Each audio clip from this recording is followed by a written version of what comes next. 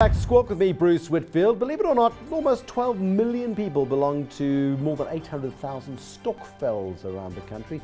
They collectively save apparently 44 billion rand a year. What's a Stokvel? Well, it's an informal savings plan. It might be a funeral plan or a savings plan, and where communities help each other out. And these things have been going around for decades.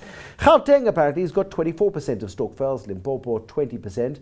And what could be done with this idle money? And does it reflect a lack of trust in financial institutions, or does it reflect that South Africans really are quite bright and would rather trust their neighbours than trust financial institutions? Mohammed, you work in one of them. Yeah, I think it reflects a social dynamic. If you look at other clients, you look at Bangladesh and Grameen Bank, for example, which was founded very much on a similar principle. It's about trusting the people around you first and also having access to that money.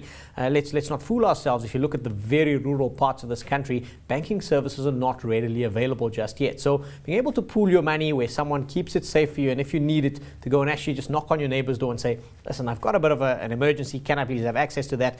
It has an appeal and a community-based appeal that I think has been remarkably, the numbers prove it, remarkably successful in South Africa. Yeah, but how then? I mean, is it ever a case where financial institutions will get a piece of that particular pie? They'd love to, I'm sure. Yeah, I think they are, and that's where we've seen the meteoric rise of businesses like Capitec. You know, so yes, I think they haven't yet managed to suck the Stokvels dry. I think the social aspect will always be there because of the great culture of togetherness that we have in this country.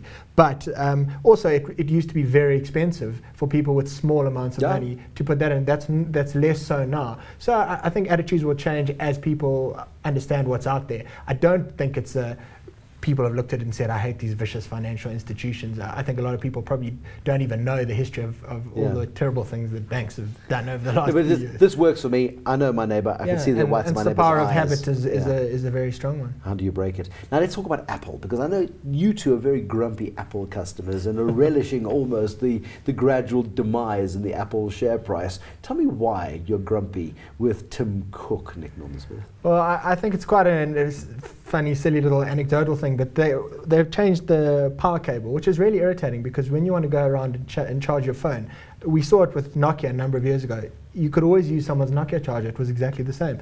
Then they changed it, and that was probably just about the time where they started dropping off. And you've seen the same with Apple. They've changed the power. So look, that's not the real reason that the business is being. No, it's not. But it's a little bit like the anecdote about when a company builds a new head office, sell the shares. In the same way as when they start tinkering with the stuff that works for no apparent reason other than it gives them a new revenue stream potentially into the future when you change the port that they use, a perfectly acceptable port on the new iPhone 5, they're now tinkering with loyalty. Mohammed? Yeah, I think the other worry with Apple is if you look at the changes and the new product line, so you look at the iPad 2 versus the new iPad, or the iPad 3 if you want to call it, or the 4S versus the iPhone 5, the changes are rather marginal, and people are saying for the premium you're paying for an Apple product, layer on top of that the tinkering with the accessories that go with that cost you 300, 400, 500 rands a pop.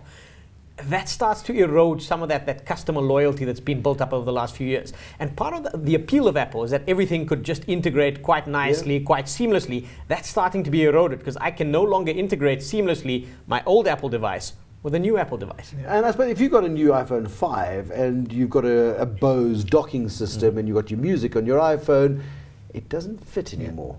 And you know, the thing is, this isn't a British American tobacco. They can't mess their customers around and say, well, I've got you locked in anyway. These are consumer products, and new competitors will come with a better option, and people will move in a heartbeat because they're not nearly as tied. And yes, they might have the iTunes infrastructure, but I don't think that's enough to keep someone in there. And we've seen that with businesses like Samsung. So consumer products are very, very tough, and that means that as the competition rises, margins are going to come down, and we've seen that. So Apple's gross margin has gone from 48% to 37% in 1 year, and that's going to carry on dropping as the pressure goes. So it looks cheap.